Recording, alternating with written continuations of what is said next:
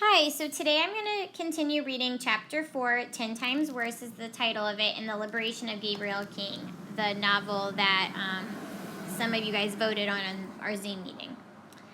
So if you remember yesterday, Frida punched, I can't think of his name, Duke in the nose, and his dad called her the N-word, so caused a lot of drama.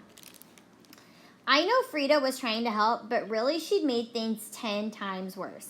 I'd be a dead man if I went to 5th grade now. Might as well call me a walking corpse. Frida stared after Mr. Evans, and I'd never seen such a strange expression on her face. She'd looked like she'd seen a ghost.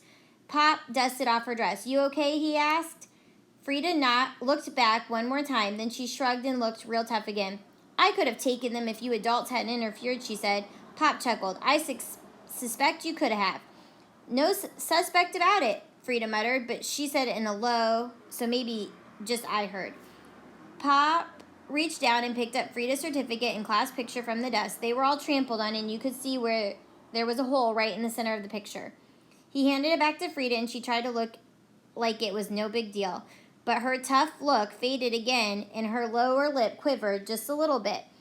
I was going to say she could have mine soon as I got it, but that's when our teacher came over. I need to speak to your parents about fighting, Frida Wilson, Miss Murray said. Is your father here this morning? Yes, ma'am, Frida said, brushing a line of dirt off her certificate. He's probably around the stage talking to people. Frida's daddy was always talking to people, partly because he was a preacher, so folks felt inclined to tell him their troubles, and partly because he was involved in politics, so folks felt inclined to tell him the answers to other people's troubles. Least that's what Frida's mama said. Miss Murray shook her head. Guess we'll have to find him then, won't we? She tried to look mad, but it was no secret Miss Murray liked Frida a whole lot, so really she just sighed. Yes, ma'am, Frida said, kicking at a pebble. She turned to me. Guess I better go. Yep, I said, guess so. I wanted to say thanks for liberating and all, even if she had made things worse, but Frida took off behind Miss Murray and then left me and Pop. You want to tell me what happened? Asked Pop. I looked down at my feet, but I didn't say anything. How did you explain to your Pop that you got tied up under a picnic table? Your mama is not very happy about you missing the ceremony, and I don't blame her. I shrugged. Don't matter, I said, because I'm not going to 5th grade anyway. Pop gave me a look that said I better not be a smart aleck, but I wasn't being smart. I was dead serious, and don't try to talk me out of it, because I've made up my mind. Pop looked like he might try to talk me out of it anyways, but he didn't have a chance because that's when Mama caught up with us and was like getting caught up by a tornado. Another simile or metaphor. Her hands were on her hips. Her blonde hair was flying out of its ponytail, and she was coming up fast. Made up your mind about what? She said. 5th grade, I said. I ain't going. Oh, is that what you think? Mama asked. Only she wasn't really asking because she didn't wait for an answer. Her hands shot up to her mouth. What happened to your pants? I looked behind me, and sure enough, there was red clay all over my butt. Probably from being pushed into the ground by Duke.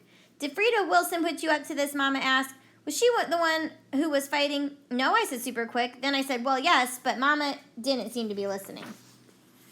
Your father took overtime down at Peanut Mill so I could buy you those pants, and no one even got to see you wear them. When the principal called your name, I had never been so proud of my entire life. And then tears started to leak out of Mama's eyes. My eyes were starting to leak now, too, on account of the day had turned into such a mess. Pop looked at both of us and took a deep breath. Let's talk about this at home, he said. Mom didn't say a word the whole ride back to the trailer park where we lived. And when we got inside, she said, take those pants off right now so I can wash them. She said it real cold, so I said, fine. Pop set his truck keys on the counter and shook his head. I suspect Gabe feels bad, darling, Pop said. And he was right. Bad didn't even cover it. Well, good, said Mama. He can feel bad straight through until next year, straight through until he goes to 5th grade, and that's that. She was half crying and half mad, and that made me feel just about the same. I won't do it, I said, and then I burst into tears. Frida says I'm a crybaby, but I can't help it. Soon as I get upset, the waterworks turn on, and there's no shutting them off. That's how I am. And once I start crying, I can't stop. You will, said Mama. Enough, said Pop, standing between us. Gabe, go to your room so your Mama and I can talk. I knew they were going to talk about me, and I felt like being caught red-handed. That's an idiom.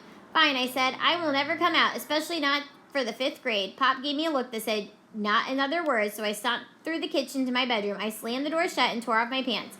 Then I pulled pulled on my oldest, dirtiest overalls. I flung myself face down on the bed and gave it up for good.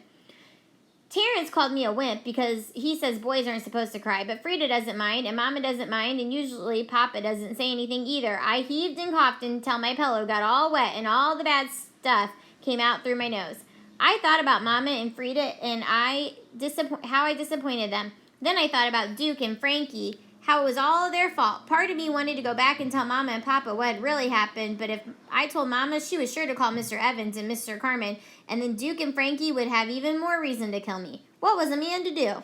Life was grim. The future did not look good, and let me tell you, it was pressing in.